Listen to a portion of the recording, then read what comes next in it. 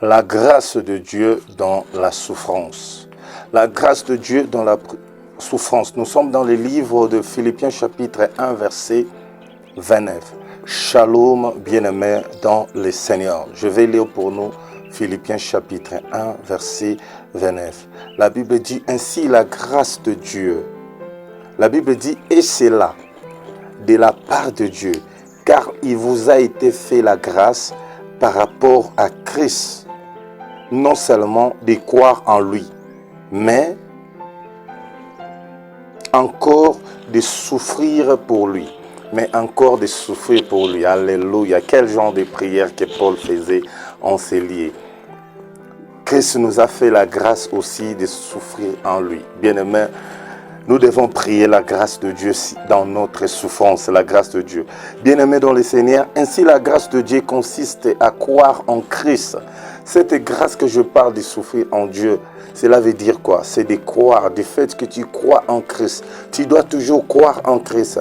Peu importe les circonstances, peu importe les moments. Nous sommes obligés de toujours croire en Christ, de toujours être accompagnés par la grâce de Dieu. Partout dans notre vie, nous devons être accompagnés par la grâce de Dieu. Ainsi, Paul dit ici aux épîtres au livre des Philippiens, il a dit que car il vous a été fait grâce par rapport à Christ, non seulement de croire en lui, mais aussi de souffrir par lui. Amen.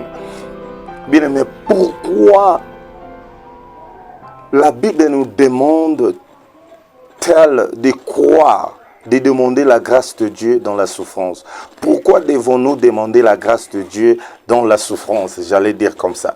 Pourquoi demandez-nous la grâce de Dieu dans la souffrance? Bien-aimé, numéro 1.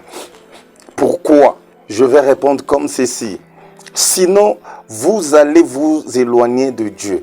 Si tu ne demandes pas la grâce de Dieu dans la souffrance, dans les moments difficiles de ta vie, quand tu es embarrassé par des problèmes, tu vas aller loin de Dieu. Et pour que Dieu puisse nous garder près de lui, pour que nous soyons gardés dans la présence de Dieu, nous devons lui demander la grâce dans la souffrance. Parce que la souffrance éloigne des gens loin de Dieu. Les problèmes éloignent des gens loin de Dieu. Tu en es témoin, tu connais beaucoup de gens. Ils sont éloignés de Dieu à cause de la vie, parce que la vie va mal, parce que rien ne change dans leur vie. Depuis qu'ils ont commencé à prier, problème sur problème. Et ces problèmes-là ont occasionné de les renvoyer loin de Dieu. Ils sont partis loin de Dieu. Alléluia. C'est pourquoi l'apôtre Paul ne voulait pas. Il voyait l'importance d'être dans la présence de Dieu. C'est pourquoi il a prié. Il a dit à Dieu de lui faire grâce, de lui croire, de toujours croire en lui, même quand c'est difficile, même quand il n'a pas la nourriture, même quand il n'y a quoi pour se vêtir, pour se couvrir, pour se protéger. Mon cœur doit toujours croire en Dieu. C'est ça. Alléluia. C'est ça l'importance. Donc, numéro 1, nous devons savoir que pour ne pas éloigner de Dieu, pour ne pas nous éloigner de Dieu, nous devons prier que Dieu nous fasse grâce. Je peux vous donner l'exemple de Paul et Silas. Paul et Silas dans Actes chapitre 16 verset 25, la Bible dit quoi? Ils étaient tabassés, ils étaient affligés, ils étaient maltraités jusqu'à être mis dans la prison. On les a mis dans la prison, mais c'est des hommes de Dieu que je vous parle ici. À la place de s'éloigner loin de Dieu, à la place d'aller loin de Dieu, à la place d'abandonner Dieu, à la place d'injurier Dieu, ces des hommes de Dieu ont commencé à adorer. Quand on a la grâce de Dieu, on a la capacité d'adorer Dieu, même dans la souffrance. Et quand on adore Dieu, Dieu vient pour siéger.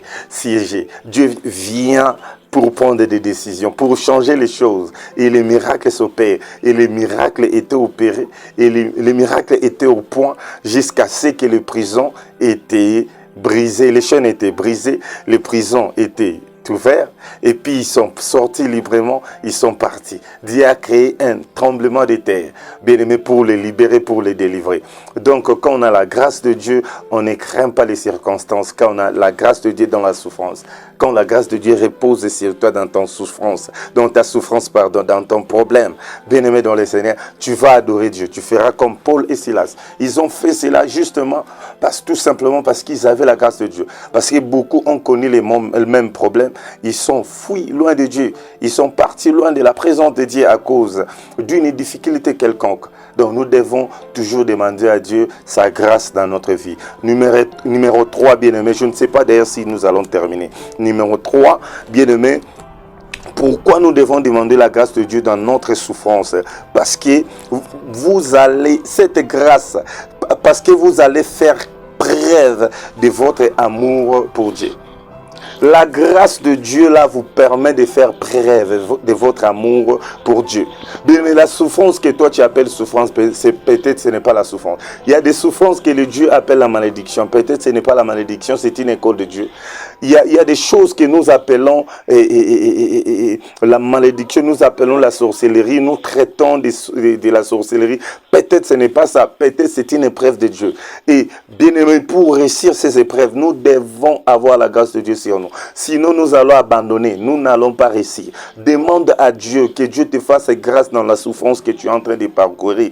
Que Dieu te fasse grâce de faire face. Que Dieu te fasse grâce d'endurer la situation. Endure la situation, bien-aimé dans le Seigneur. Parce que c'est une épreuve. C'est une épreuve. La Bible dit que quand tu lis Jean chapitre 10, versets 11 à 14, vous allez voir, la Bible nous parle des mercenaires. Il a dit que je suis le bon berger qui donne la vie pour les brebis. Et le mercenaire vient juste parce qu'il a son intérêt. Quand il voit les loups, il abandonne et puis s'enfuit. Quand il voit les dangers, il abandonne. Beaucoup de chrétiens, devant les dangers, ils abandonnent et puis s'enfuient.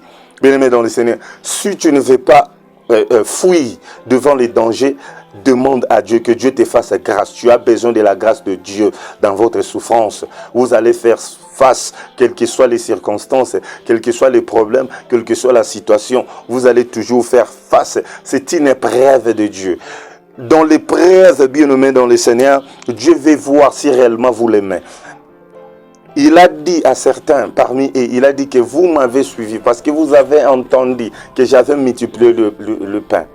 Vous êtes venus juste pour le pain. Mais moi, je vais vous donner le mien. Il y a beaucoup qui sont venus en christianisme parce qu'ils ont besoin d'argent, parce qu'ils ont besoin d'une femme, besoin de mari.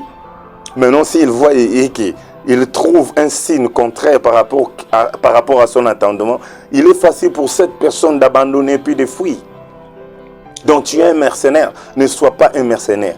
Demande à Dieu seulement ta grâce. Prie Seigneur, fais-moi grâce. Et si la grâce de Dieu sera avec toi, bien-aimé, tu ne vas pas abandonner, tu vas continuer. Même sur les dangers, tu vas compter sur lui, sur Dieu. Bien-aimé, numéro 3, pour terminer. La grâce de Dieu. Pourquoi demander la grâce de Dieu dans notre souffrance? Parce que cela va révéler vos valeurs cachées. Bien-aimé, tu as des valeurs cachées en toi. David, en lui, il y avait le général. En lui, il y avait le roi. En lui, il y avait les musiciens. En lui, il y avait les poètes. Mais David, au préalable, David ne savait pas cela. Au début, même les gens de sa famille ne savaient pas cela. Beaucoup ne savaient pas que David avait tous ses dons en lui, en lui-même. Avait toutes ses valeurs en lui-même. Il a fallu un combat. Il a fallu un combat. Il a fallu un problème qui va révéler.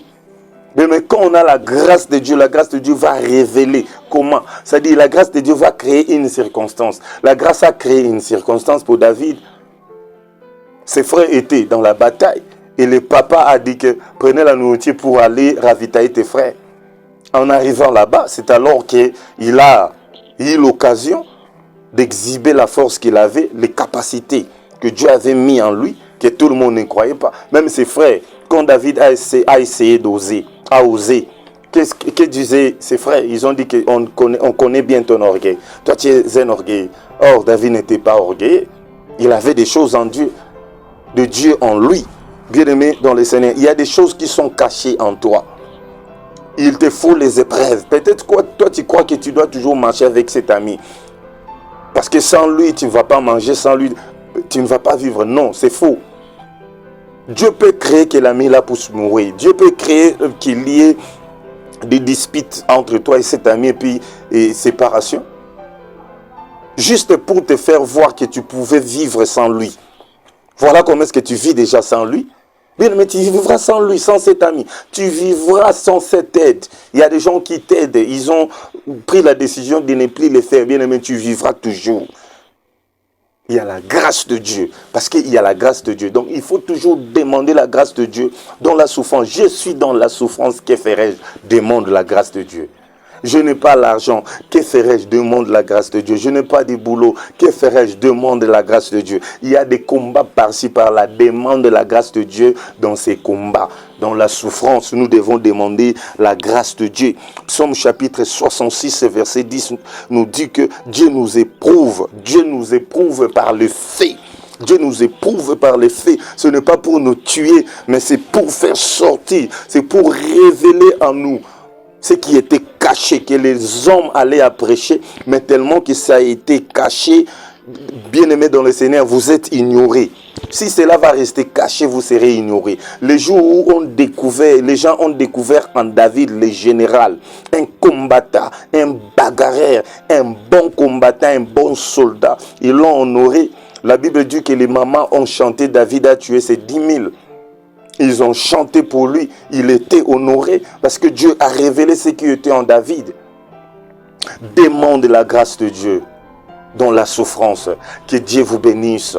Que Dieu vous aide. Que Dieu vous fasse grâce dans tout ce que vous êtes en train de vivre dans ces nets moments que je suis en train de parler avec vous. Que Dieu vous bénisse. Merci beaucoup. C'était pour vous votre ami le pasteur François Louvois de l'église La Montagne de l'Éternel. Je salue mon père spirituel, Jacques Luzinda, depuis les États-Unis. Je suis le pasteur responsable de l'église La Montagne de l'Éternel, branche de Johannesburg, ici en Afrique du Sud. Que Dieu vous bénisse. Contactez-nous sur plus 27 62 511 96 92. Contactez-nous sur nos Facebook, François Louvois Gospel Ministry. Sur TikTok, François Louvois. Et puis sur Facebook, sur YouTube, nous sommes François Louvois TV. Que Dieu vous bénisse. À la prochaine ou au prochain numéro. Que Dieu vous bénisse. Merci beaucoup. Ciao.